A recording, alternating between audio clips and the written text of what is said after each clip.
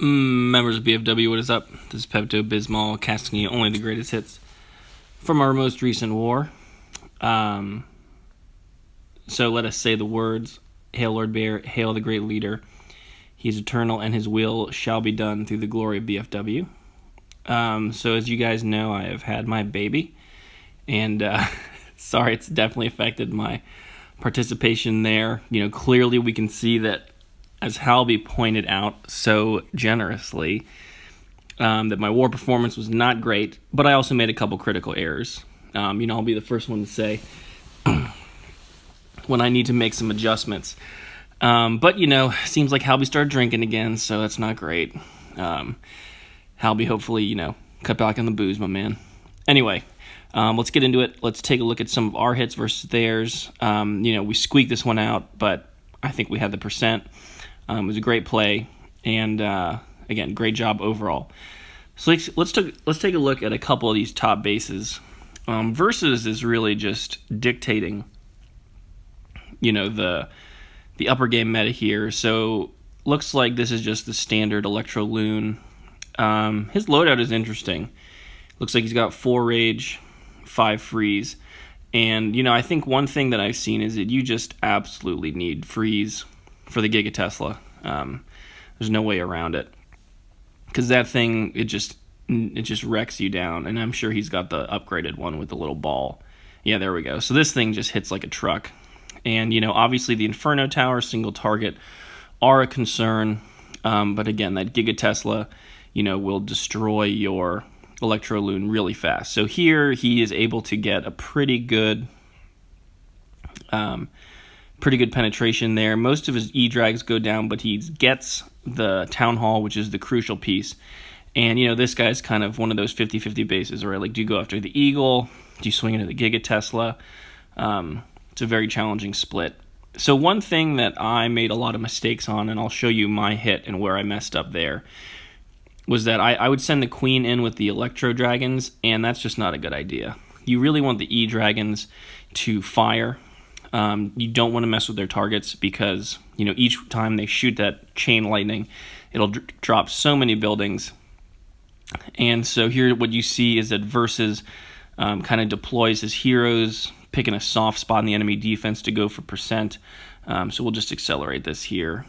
But yeah, I think the argument can be made that you want to send the Warden in with the Dragons. I think that's my only critique here is I would send the Grand Warden set to air with the Dragons so that you can use that Grand Warden protection. Again, it's basically counts as like a general freeze spell. I don't know how you want to think about it.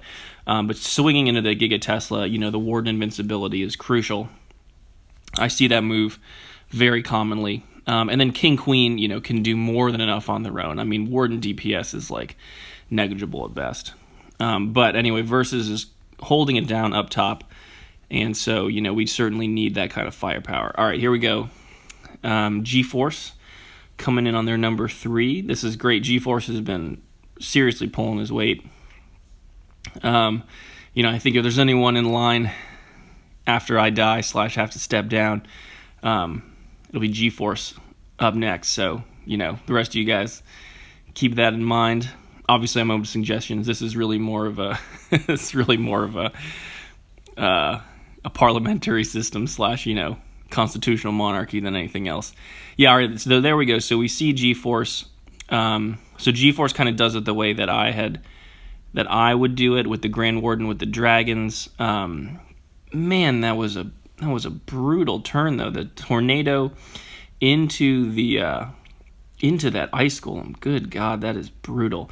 So what you see here is this base is like geared up specifically to kind of mess with the Electro Dragon. Ooh, pulls it out by the skin of his teeth. But I think there was a lot of nice things there. You guys up top don't like to use heals. I kind of understand that. I think if you pair the heal with the Warden invincibility, though, you can get some value. But, it's hard to say. All right, Halbe, here you go, number 2. So Halbe with our highest 3-star, doing all right. Swinging into a pretty tough base. Looks like bringing his bat slap. Yeah, so you got the single shot Infernos, which is nice, and then he's got a couple deep wizards. So let's see how Halbe does here. All right, so he gets that. He picks off an easy wizard. Oh no, he doesn't. Oh, let's see what happens. All right, picks off a wizard tower there. Gets the CC pull. That's an easy CC pull. That's nice. Queen will walk right to it. Okay, so he sends the P.E.K.K.A.s in after that tower, and then he sends the Wrecker in. Yeah, okay, Wrecker P.E.K.K.A., that makes sense. King kind of clears the way, so he's setting his funnel. It's nice. Good tactics, good tactics. Queen goes down. Not ideal. I didn't even see if he triggered the ability, but it's not the end of the world because then the healers will shift over to his army. So you could argue that it was maybe intentional, probably not, but either way, it's working out for him. All right, so Wrecker's diving on the Town Hall. And here we go. There's the bat deployment. Bat deployment into a relatively naked area. So he does have to contend with that one wizard tower. There you go, probably about 10:30. So that's going to be the linchpin for him. Is he able to eliminate that wizard tower in time? Oh, there we go. So he's freezing it. Decent timing on the freeze. He's going to have to freeze it again. Oh, there we go. Yeah, that's perfect. Yeah, it's a great hit. Oh, Halbe's so angry all the time, but man, he can play this game really well. I don't have any criticism. I mean, I think he saw this one through top to bottom. This was a base that was designed to stop E-Dragons, so you come in with the Bat Slap. And I think that's really the meta right now. This is a really good prototypical loadout for Bat Slap attack. No criticism. I think was a really, really well executed attack, especially keeping in mind with that double freeze.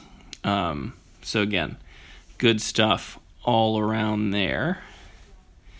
All right, we got another. Here comes Igor. Igor with a beast hit here. MVP of the war, no question, coming in late. Good defense, picking up some nice cleans. So what's Igor doing? Looks like looks like a little kind of hybrid custom build, mostly witch bowler? No. All witches. All right, here we go. Let's see how this plays out. All right, so his troops are kind of clumped up, but he's attacking right into the bottom, and he's following the Wrecker. I think that's nice. Sometimes you can deploy your troops too fast and they won't follow the path of the Wrecker. This is nice because the Wrecker gets him into that second level and then dives on the core. So he's able to get really good core penetration. I mean, yes, there's that Ice Golem right there that kind of freezes his army down a little bit, but the healers are there. His spell placement is really good. He dies on that core. God, that was really well done because he had his troops sweeping down at the same time that he was diving on the core so that and his E-Dragon cleared out the other side. So he set that funnel really, really nicely. Great play there by Igor. And then, all right, here we go. Witches, popping them in. Yeah, and then he just runs over this base with witches. Yes, he's got a couple wizard towers that are kind of annoying. But ultimately, wow, yeah, the witch wizard. His wizard core is still... No, actually, it's dead. Huh. Look at that. Witch healer. I do think it's kind of odd. I don't know if this is a natural pairing because the healers will, as you can see, target the skellies. So, what you'll see is once they fully heal the witches, they'll switch over to the skellies, and then they'll kind of expose themselves by going in too deep into the defenses. So, you may unintentionally, lose. You may have higher healer attrition than usual versus like a healer bowler walk. But either way, this is a masterful hit, and his witches are just all up. I guess, once they had that buff or added that extra level, the witches are just so viable. Oh, his wizard core is still there, yeah. So much confusion. I guess there's just so much confusion. Even the wizard towers aren't able to keep up with the level of Skelly production. I don't even know what to say. I mean, he didn't even use his poison spell. That was just a masterpiece. No question that was probably the hit of the war right there. Who else we got? Oh, here's Ryan cleaning up. All right, I think this will be our last hit for now. Here we go, Ryan. Running a bat slap. Okay. All right, let's see it. Yeah, I think this one, Bat Slap didn't necessarily jump out at me. But we will see what he's able to do. Yeah, they do have exposed wizard towers there. All right, here we go. He's coming in. Here comes the heat. And there's the Clan Castle pull. Clan Castle goes down. His, oh yeah, because they're multis. So there we go. We got multis on top and bottom, I think. Oh no, multi on the bottom, single on the top. Multi goes down with that witch horde, and the bats come in, and it's basically over. I mean, it's interesting because Ryan kind of already won the fight by the time he deployed all of his bats. I think he had a great wrecker.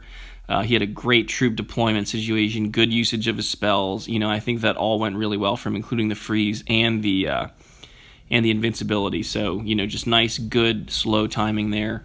Ryan being a consistent anchor. So again, I'm sorry my contributions were only defensive this war. But I think you guys played really well. And, hopefully my baby will start sleeping through the night and we will be able to get back on track. But until then, good hunt out there. Pepto out.